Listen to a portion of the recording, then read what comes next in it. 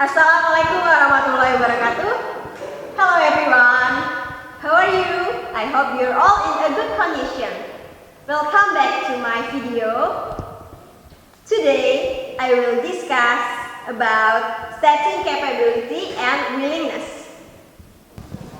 Kita akan bahas satu persatu dari mulai setting capability. Capability artinya kemampuan atau kesanggupan untuk melakukan atau mengerjakan sesuatu. Untuk mengekspresikan kemampuan atau kapabilitas dalam bahasa Inggris, kita dapat menggunakan modal can, could, atau be able, atau yang artinya dapat atau bisa. Kita mulai bahas dari yang can. Can dapat digunakan untuk menyatakan kapabilitas dalam bentuk present tense atau masa sekarang. Kita buat pola umumnya di sini. Subject plus can plus verb. Perhatikan, can selalu diikuti kata kerja dalam bentuk pertama. For example, Siti can cook fried rice. Tahu yang artinya Siti bisa memasak nasi goreng. Siti di sini sebagai subject. Ditambah can, ditambah verb one. Apa verb one-nya? Verb one-nya di sini adalah cook. And fried rice di sini sebagai complement. Contoh kedua, they can play guitars, atau yang artinya mereka dapat bermain gitar. Kalau tadi yang positif, ini adalah untuk menyatakan ketidakmampuan dapat ditambahkan dengan not, atau menjadi cannot atau can. For example, Siti cannot cook fried rice. Tahu yang artinya Siti tidak dapat memasak nasi goreng.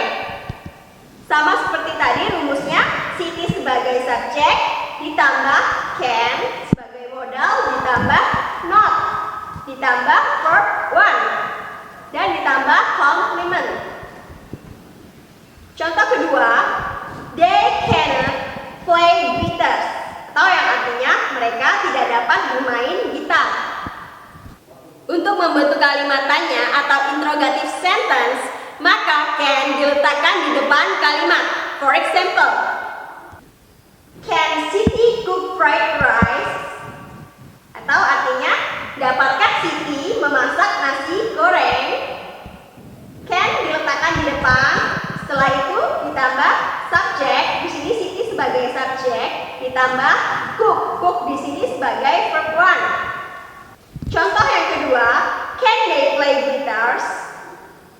Can di sini ditambah dengan they di sini sebagai subjek dan ditambah dengan play, play di sini sebagai verb one-nya. Nah, jawabannya bisa yes atau no. Rumus jawabannya adalah yes atau no ditambah subjek ditambah can atau cannot. Kita juga bisa menggunakan can dengan question word 5W plus 1H. Apa aja sih 5W plus 1H? 5W plus 1H ada what, where, when, why, who, and how. For example, what can I do for you? Why cannot you come to my house? How can you fly a kite? And etc. Kita akan bahas could. Could fungsinya sama dengan can. Rumus atau polanya juga sama. Perbedaannya adalah could digunakan untuk mengekspresikan action atau tindakan dalam bentuk past tense atau bentuk lampau. Selain past tense, could dimaksudkan supaya lebih sopan, bukan bentuk past. For example, yang positif di sini ada Santi could walk 20 kilometers away. Atau yang artinya Santi bisa berjalan 20 km. Yang negatif di sini ada Santi couldn't walk 20 kilometers away. Interrogative sentence. Could Santi walk 20 kilometers away? Selanjutnya ada be able to. Bentuk ini dapat juga digunakan untuk menyatakan kapabilitas. Be-nya ada I, is, are, atau was, atau were. Dapat digunakan baik present tense maupun past tense. Pola umumnya sama seperti can and could, yaitu subject ditambah be able to ditambah verb one. For example, yang positif ada we are able to continue the journey. Yang negatif, we are not able to continue the journey. Interrogative sentence ada are we able to continue the journey? Kedua, kita akan bahas stating willingness. Willingness berarti kesediaan, kemauan untuk melakukan sesuatu.